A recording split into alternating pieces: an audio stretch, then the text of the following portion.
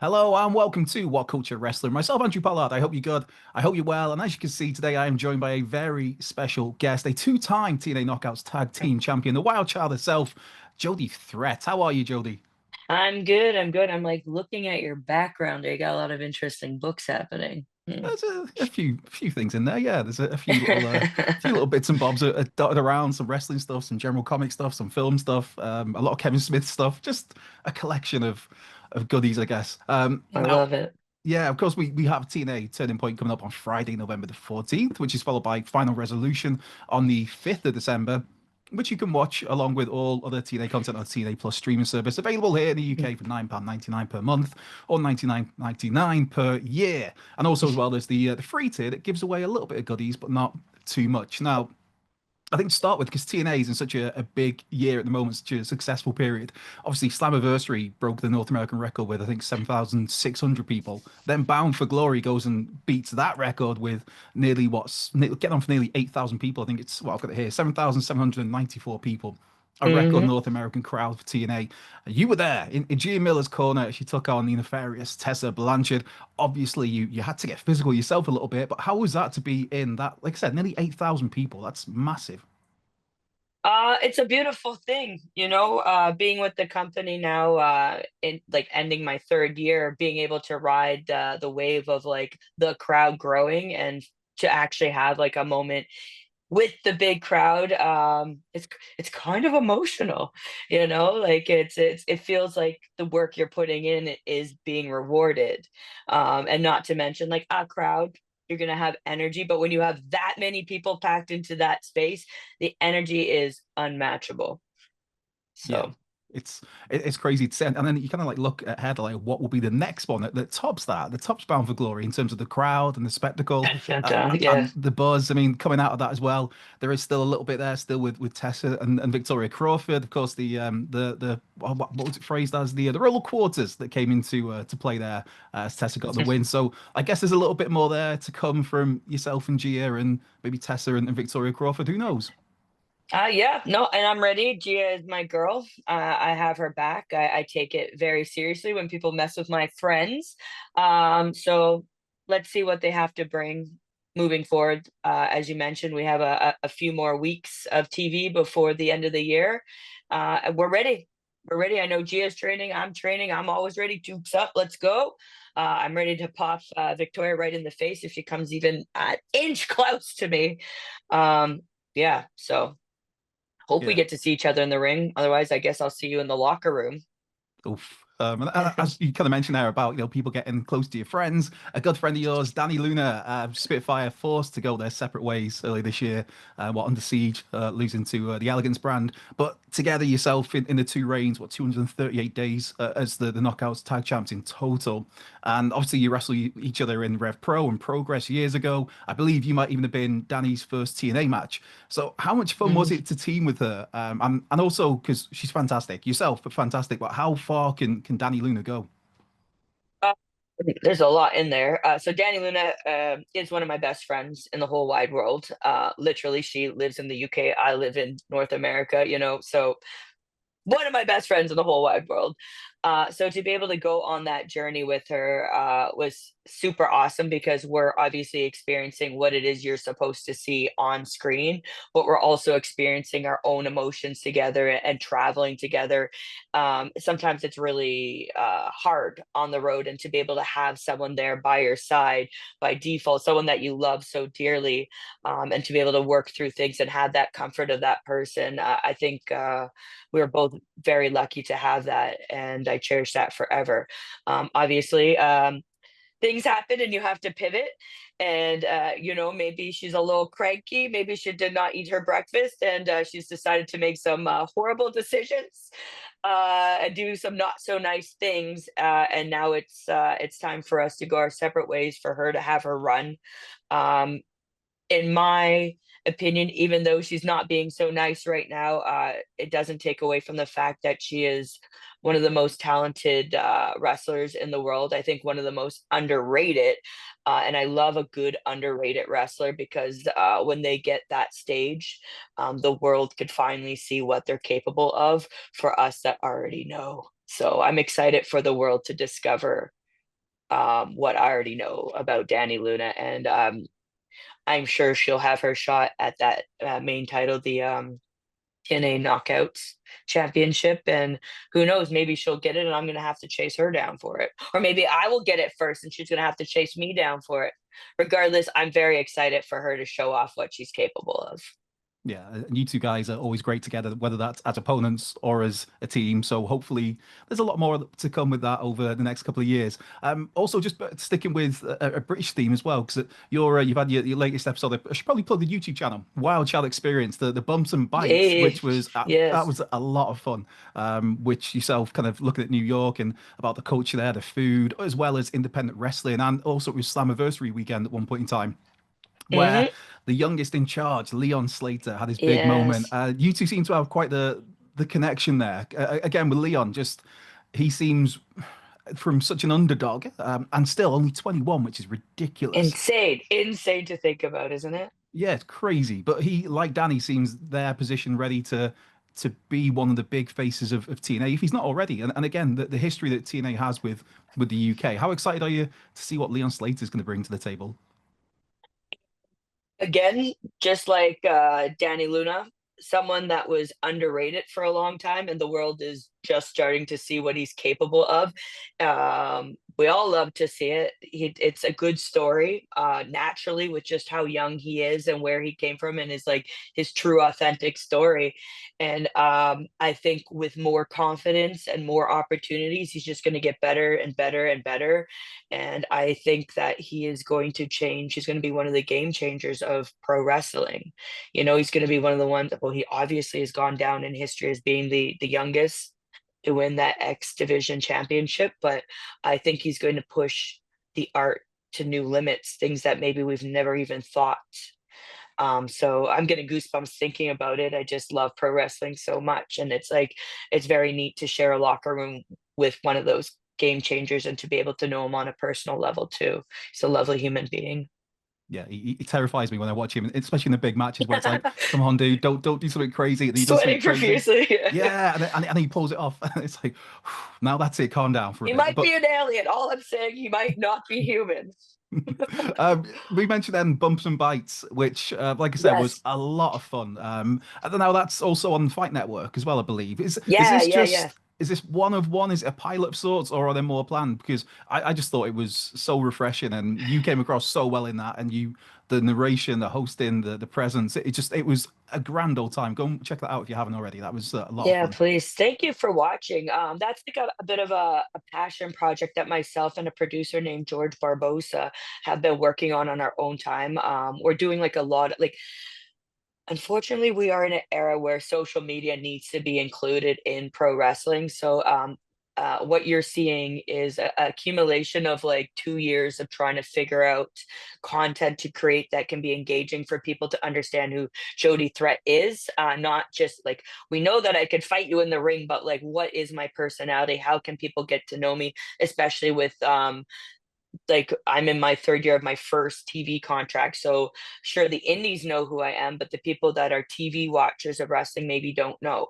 So through just trial and error, we found something that George and I are both passionate about, and we created this episode, which, like you mentioned, did go on to Fight Network as a bit of a pilot, in hopes that we can get it funded so we can do maybe a season and let the cameras follow me to the different cities that I'm wrestling and let me show you what I love to eat when I'm there. Yeah, I'm absolutely here for that. I mean, you had a really good quote in this that tickled me, but is also so apt. I mean, obviously, everybody goes with the ice cream comparison, but you compared independent wrestling or just wrestling in general to pizza as well as different flavors of Yeah. pizza. If I had to ask then, what flavor of pizza is Jody Threat if you're going to compare yourself to a pizza? The Oh, serious dude, questions here. oh my God. I know, serious um, journalism. yeah, right. As Jody Threat, as the pro wrestler, um, ooh. I feel okay. This is a very specific pizza. If anyone ever comes to Toronto specifically, Descendant Pizza has a Detroit style pizza called the Gat Daddy. The Gat Daddy is Jody Threat. I'm gonna leave it there. Google it. Go look for the Gat Daddy from Descendant Pizza. That is Jody Threat as a pizza. That is exactly what I'll be doing. As soon as we get finished here, I love me a pizza. I mean, those pizzas you had looked amazing. The hot pepperoni ones. Oh, oof, doof. But again, go and check that out So on good. your YouTube channel and also on Fight Network. Now, I mentioned about still lingering issues with Tessa Blanchard and Victoria Crawford, and who knows what else will happen before the end of 2025. But right Yeah. now, there's another NXT talent walking around as the TNA Knockouts champion. That would be Kelani Jordan. How does that sit Yes. with you? As you said, 3 years now with the company with TNA, and you've got someone from another company walking out with the belt, and yeah, parading it around for all to see. I do feel a way about it. We already had it over there, and we brought it home, and it's back over there. It don't feel good. It don't feel good. There are so many talented people in the locker room, so we just need to pull ourselves together and bring it home. Um, you know, I don't care at this point who brings it home. One of us needs to bring it home. I'd love for it to be me. But at this point, let anyone bring it back where it belongs. We miss it. How's the mood been backstage as part of the wider worker relationship there with TNA and WWE? I mean, different faces in the locker room, more competition, I guess, as well for TV time, but more exposure as well for TNA as a brand, as a company. And obviously, it's been a hugely successful 2025 for TNA, and also a prospect of a new TV deal on the way at the start of next year. We're hearing the rumblings of that. Now, you have been part of this crossover, working against some of the NXT talents. How's the mood backstage with all of this, just the wider relationship? Um, I'm pretty sure that we're all on the same page in saying that it's a positive thing. I would like to speak for myself, but I think it's a great thing. Not only are we being able to, like you said, bring it to like a wider audience. Sometimes when you are in a locker room, you're working the same people, and we're now throwing in a bit of spice, and I love that. I love experiencing different varieties of wrestlers. So for me personally, I think it's great. It's allowing me to grow. It's allowing me to work with other girls. It's allowing different eyes on me, and everyone that's come into the Knockouts locker room have been kind, respectful. Everyone gets along. uh it feels very like, you would think there'd be like drama, like, man, you're in my territory. Absolutely not. Like, we welcome people with open arms, and it's been a beautiful thing in my opinion.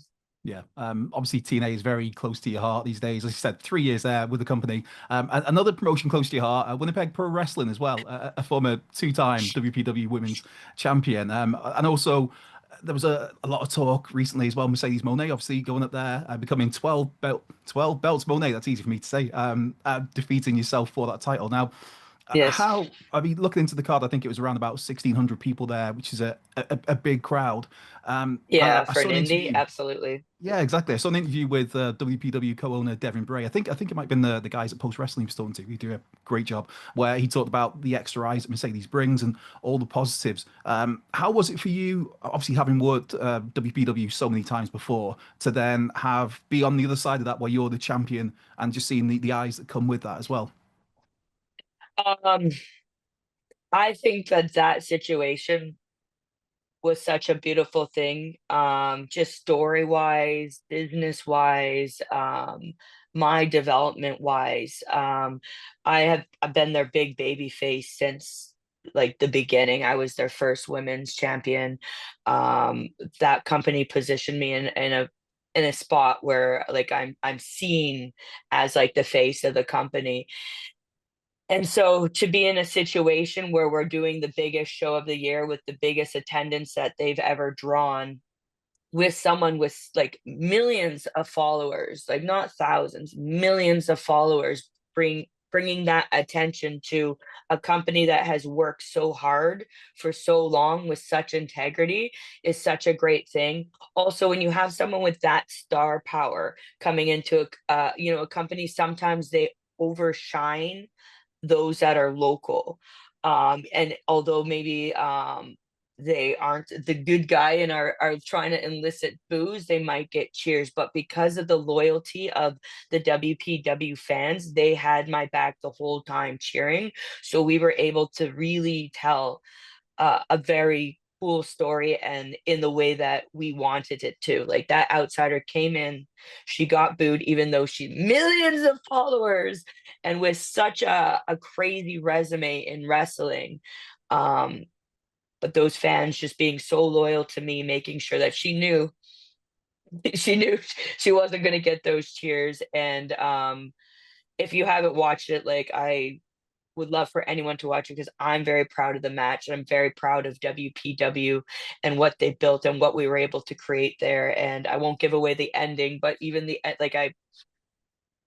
yeah, very cool opportunity. I'm so glad that it happened at that company. Yeah. Now back to TNA before we wrap things up and keep Yes, an eye sir. on the clock. What can we expect for you before the end of 2025? And then looking ahead to next year, there's got to be more gold on the horizon, surely. Well, now that I'm not in a couple, if you will, my eyes are set on the TNA Knockouts Championship. I'm doing everything I can on mine. Obviously, I can only control so much. So that means my training has upped. I'm boxing with like a former Olympian. I'm jiu-jitsuing a few times a week. I'm lifting very heavy weights and I'm in the ring all the time. We have our school. Actually, funny the UK connection. There's a school, three schools out there under the New Wave banner. We have a school in Toronto under the New Wave banner. I'm there 4 days a week, training, getting ready, so that when I have that opportunity, um, I'm gonna take that belt. I like it. I like that. To the point, we're going to get there. We're going to get the title. We're going to get the Knockouts title back in TNA and hopefully around your waist at some point in 2026. Now, of course, you can watch all of the action for TNA on TNA Plus here in the UK, available for £9.99 per month or £99.99 per year. And of course, that free tier. TNA Turning Point coming up on Friday, November the 14th, which is followed by Final Resolution on December the 5th. I have mentioned the Wild Child experience on YouTube and now the Fight Network as well with Bumps and Bites too, and hopefully that becomes a full thing. But how else can fans keep up with yourself, Jody? Um, Twitter, Instagram, just Jody Threat. You can find me there. Lots going on, and yeah, that's about it. I'm easy to find. Yeah, Look on my Instagram. I'll even tell you where I am in the Indies. It's excellent. fantastic. This has been a lot of fun. Thank you so much for giving us some time to Thank you. come and Thank you. talk to us. I've been Andrew Pollard. This has been What Culture Wrestling with our very special guest, Jody Threat, the Wild Child. Have fun, be well, stay safe, and we'll catch you soon.